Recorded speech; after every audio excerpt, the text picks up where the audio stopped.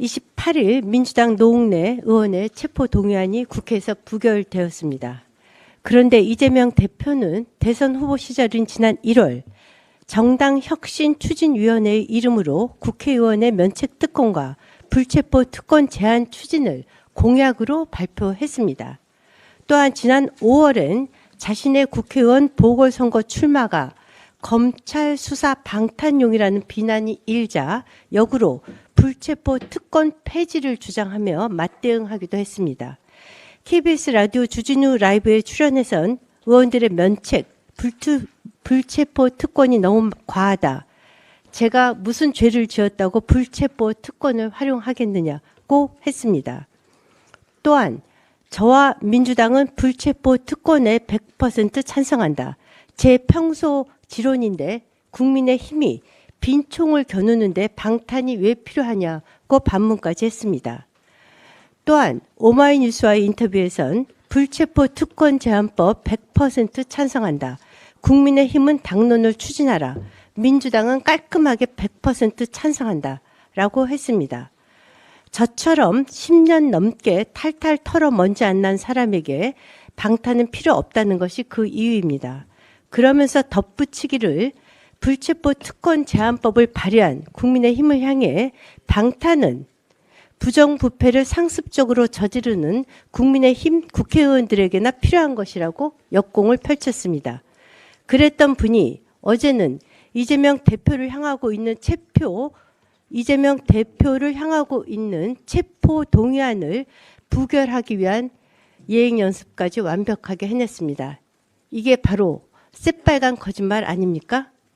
또 다른 거짓말 말씀드리겠습니다. 이 대표는 성남FC 후원금 의혹과 관련해 28일 검찰 소환 통보를 받았습니다. 이 사건은 경기지사 선거를 앞둔 2018년 6월에 고발되었고 3년이 지난 뒤 분당경찰서는 혐의 없음 처분을 내렸고 문재인 정부에서 다시 재수사가 진행된 사건입니다. 이 대표는 성남FC 고발로 압수수색을 당하는 등 몇 년을 탈탈 털렸고 이미 3년 전 종결된 사건이다. 정권이 바뀌자 없는 죄를 만들었다라며 민주당 본거지인 광주에서 지지자들을 선동했습니다. 그러나 압수수색 당하지 않았고 성남FC 사건은 문재인 정부 시절 고작 2개월을 수사해 혐의 없음으로 종결되었습니다. 또한 다시 문재인 정부에서 재수사한 사건입니다. 첫 수사에서 고발장 접수부터 수사 종결에 이르기까지 3년 3개월 동안 경찰이 이 대표를 조사한 건 단 한 차례의 서면 조사뿐입니다. 이에 고발인 측이 이의 신청을 하면서 수원지검 성남지청이 사건을 건네받았지만 이번에는 박은정 성남지청장이 수사를 방해했다는 의혹이 제기되었습니다. 박은정 지청장이 누구입니까? 법무부 감찰 담당관으로 있으면서 윤석열 당시 검찰총장의 징계를 주도한 인물입니다. 친문 검사로 분류되는 김오수 검사장, 신성식 수원지검장, 박은정 성남지청장 등이 수사 확대를 가로막았다는 의혹이 제기되었고 당시에 박하영 차장은 보안 수사가 필요하다고 주장했으나 그의 요청은 묵살되었습니다. 이에 박하영 차장 검사는 사표를 제출했습니다. 허나 역으로 수사를 막은 김오수 검사장은 뒤에 검찰총장으로 영전했습니다. 결국 수원지검은 지난 2월 부장검사 회의를 통해 즉 윤석열 정부가 아닌 문재인 정부 때 보안 수사 지시를 내렸고 검찰은 재수사 끝에 이 대표를 소환 통보한 것입니다. 만약 박하영 검사가 없었다면 이 범죄는 문재인 대통령의 비호하에 땅에 묻혔을 것입니다. 덩달아 그가 쓴 석사 논문까지 재조명받고 있습니다.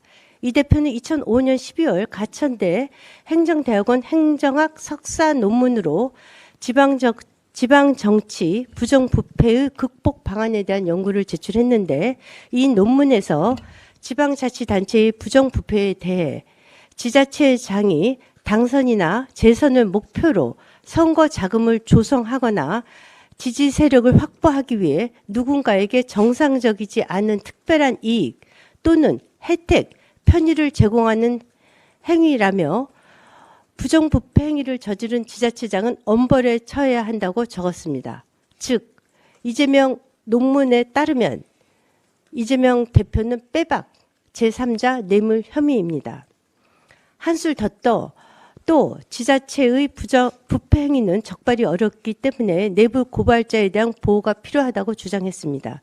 그러나 부인 김혜경 씨 법인카드 유용 당시 이재명 대표와 민주당은 의혹을 제기한 경기도청 7급 공무원을 정치적 이유로 폭로했다며 강하게 비판했습니다. 물론 이 논문은 표절 시비에도 걸렸는데 당시 가천대학을 두고 저는 중앙대학을 졸업했고 사법시험을 합격한 변호사인데 제가 어디 이름도 잘 모르는 대학에 석사하기가 필요하겠냐며 방송에서 논문을 반납했다고 밝혔습니다. 그러나 이 논문은 최종적으로 반납되지 않은 것으로 밝혀졌습니다.